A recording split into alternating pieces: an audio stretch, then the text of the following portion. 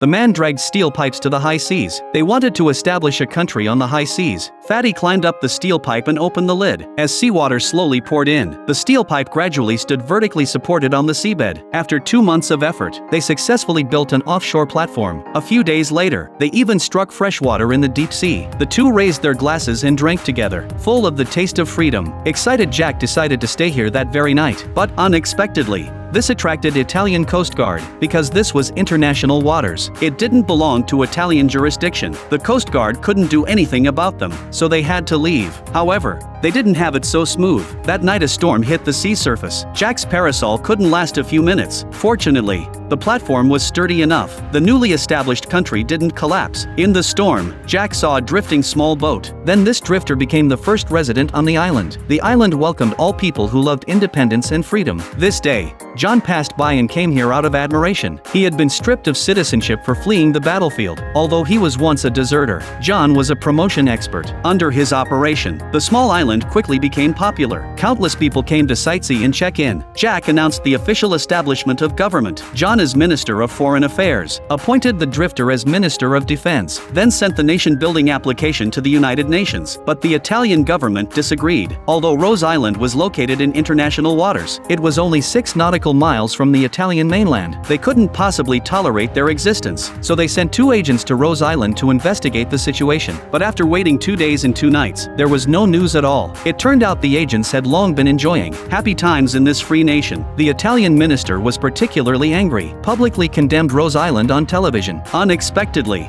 this condemnation not only had no effect, but instead gave Rose Island free publicity. People from all over the world joined Rose Island. The Italian government naturally wouldn't let it go. Within a few days, they sent warships over, wanting to force them to leave. Jack and their friends all rushed over. Several people held hands and stood in a row. They had no military weapons, but they had flesh and blood. They didn't retreat at all. This cannon blast blew the small boat to pieces, but they still showed no fear. Once again held hands and walked forward. The commander had to send assault soldiers to land on the island, forcibly pressed several people back onto the ship. With several loud bangs, the Republic of Rose Island was destroyed. This is an adaptation of true events. The Republic of Rose Island was established in 1967, but perished in 1968.